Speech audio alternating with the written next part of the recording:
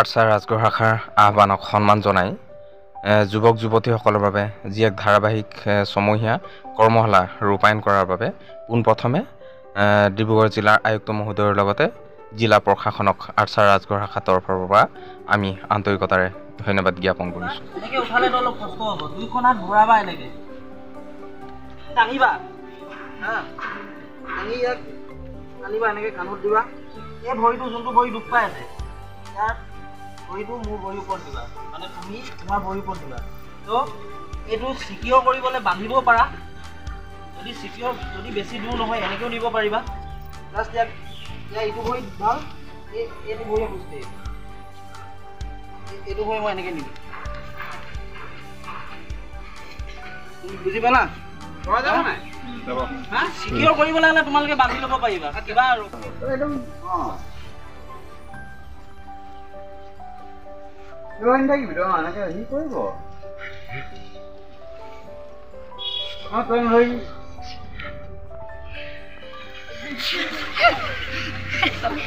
ফূৰ্তি লাগে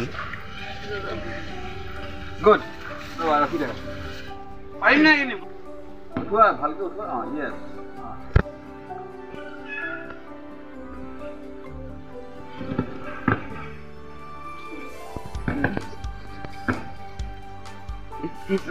পেটৰ দুখ পালে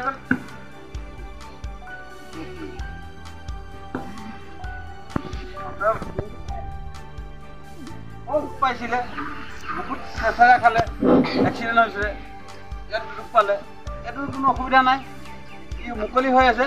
আৰু আমি বেক চাইডে গাঁঠি মাৰি দিওঁ চাওক, দেখিছেনে, যাতে ই ইয়াৰ পৰা শ্লিপ হৈ গুচি নাযায়। কিন্তু বহুত দূৰলৈকে যাবলগীয়া নহয়, সেইটো কৰিছোঁ।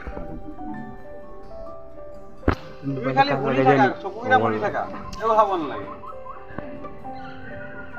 এইটো কৰিলে ভৰিকেইটা ভাগ কৰিলে, এখন হাতত ধৰিলে, এইটো কৰিলে শুই দিয়া।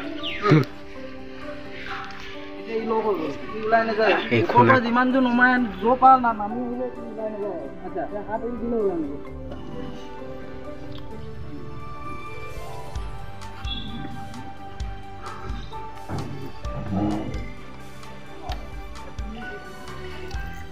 দুখ পালে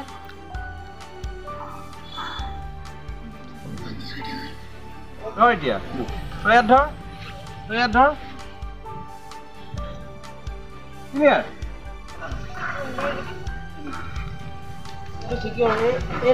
জোকাই মেলি বেক চাইড ল, আৰু অলপ বেক চাইডে কৰ, লগত দুইটা জেগা সমানে ইয়াতে ভৰাব লাগিব। আজি প্ৰগ্ৰেমটো কেনেকুৱা, ভাল লাগিছে নাই? ভাল লাগিছে? এনাৰ্জি নাইকিয়া হৈ গৈছে যে, ভাল লাগিছে? অঁ, ভাল লাগিব লাগিব ন, ইমান ধুনীয়া এটা প্ৰগ্ৰেম।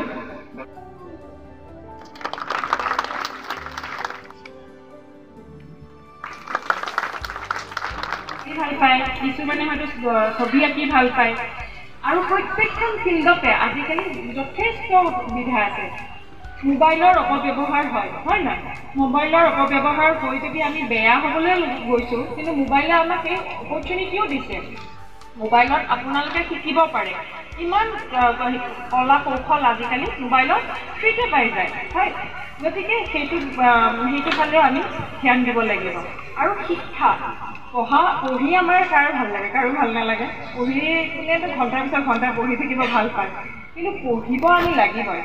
যিটো আমাৰ বেছিক শিক্ষা, আমাক সেইখিনি লাগিবই। যদি আমাৰ শিক্ষা নাথাকে আমি জানিম কেনেকৈ আমাৰ ভৱিষ্যতত কি আছে। আৰু ইয়াৰ মাজৰে কোনোবাই কৈছে UPSC দিম, IPS হ'ম, IAS হ'ম বা APSC।